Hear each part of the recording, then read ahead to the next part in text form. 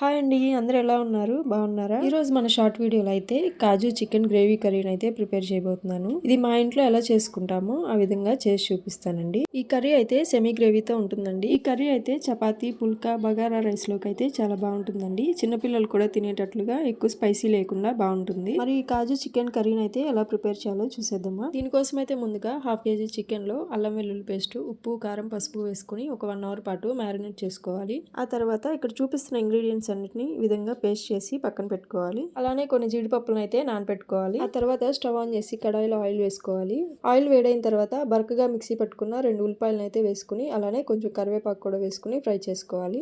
ఉల్లిపాయలు ఈ విధంగా ఫ్రై అయిన తర్వాత ముందుగా మ్యారినేట్ చేసి పెట్టుకున్న చికెన్ కూడా వేసి ఒకసారి కలిపి ఒక 10 నిమిషాల పాటు మూత పెట్టి ఉడికించుకోవాలి. 10 నిమిషాల తర్వాత చికెన్ లో నుండి ఈ విధంగా వాటర్ వస్తాయండి. అలానే చికెన్ 50% ఉడికిపోయింది. ఇప్పుడు ఉప్పు, పసుపు, కారం వేసుకుని ఈ విధంగా కలుపుకొని మరలా ఒక 10 నిమిషాల పాటు ఉడికించుకోవాలి.